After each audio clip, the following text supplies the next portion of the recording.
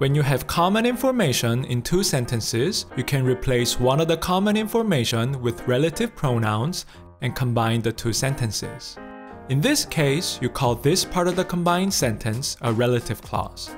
For instance, take the sentence, I wrote a book and you might like the book. Since both sentences mention the same book, you can combine the two sentences. Here's how you do it. First, change the common information in the second sentence into a relative pronoun. Relative pronouns are words that tell people that the sentence is compressed. Secondly, put the relative pronoun right after the common information in the first sentence.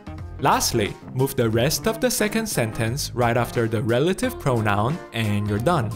If the common information was in the noun position of the second sentence, the relative clause is called a relative pronoun clause. If the common information was in the adverb position of the second sentence, the relative clause is called the relative adverb clause. In this video, we're going to talk about relative pronoun clause. Let's begin.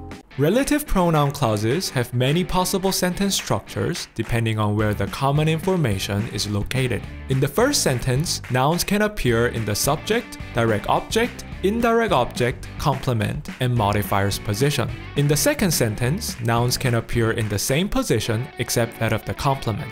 So, there are at least 20 sentence structures for relative pronoun clauses, excluding the possessive adjectives that I will talk about later. But don't worry, no matter what the structure, you follow the same steps to make a relative pronoun clause. Let me take an example. In the following sentences, the common information is located in the direct object position of the first clause and the indirect object position of the second clause. Yet, you follow the same steps I showed you to make relative clauses. First, change the common information in the second sentence into a relative pronoun. Second, put the relative pronoun right after the common information in the first sentence. Lastly, put the rest of the second sentence right after the relative pronoun. Please be aware that prepositions such as to, on, in, at that used to come right before the common information in the second sentence can move up to the front of the relative pronoun, as in, I hate the car on which you spent a lot of money. The sentence sounds much more formal if you move the preposition. Moving on, let's now talk about the types of relative pronouns. Relative pronouns such as the word which are a sign that you combine two sentences sharing the same information.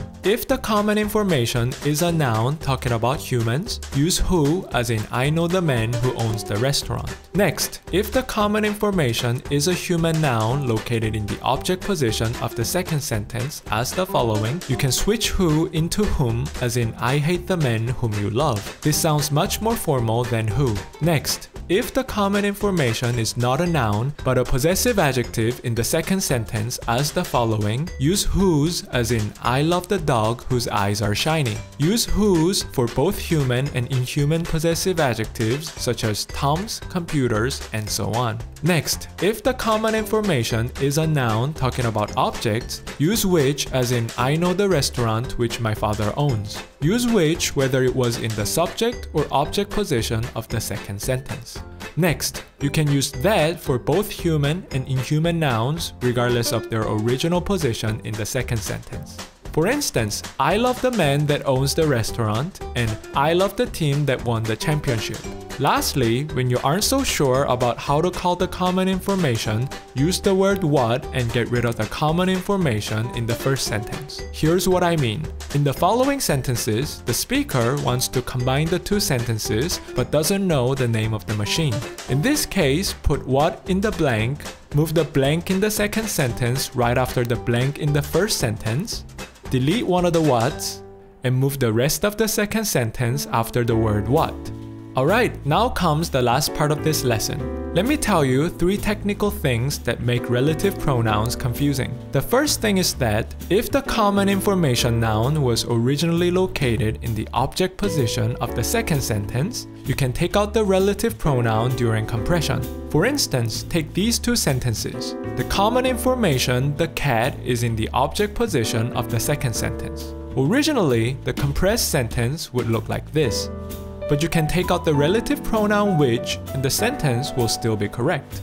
The second confusing things are the conjunctions that look similar to the relative pronouns but are not relative pronouns. One such example is the word that. Sometimes the word is used as a conjunction for a noun clause instead of relative pronouns. For instance, take the sentence that Jenny likes Kevin is true. The clause here is not a compressed sentence as in a relative clause because the word that does not refer to any common information in the other clause. The word that is simply used to signal that this entire clause is a noun. Hence, the parts of speech of this clause is also different from that of relative clauses. While the word that creates a noun clause in the first case, the word creates an adjective clause in a relative clause. The last confusing thing is when the word which and who are used in a way that deletes the head noun. This usually happens when you don't know what exactly to call the common information. What do I mean? For instance, let's say the speaker wants to combine the following two sentences but doesn't know how to call the thing that should go in the noun box. In this case, put an interrogative word such as who in the blank and compress the sentence. When you do, get rid of one of the common information and you're done. This is it for relative pronoun clauses. Here's the video for relative adverb clauses. And if you want to know more about relative pronouns, please visit our blog in the link below. It was nice having you, and goodbye.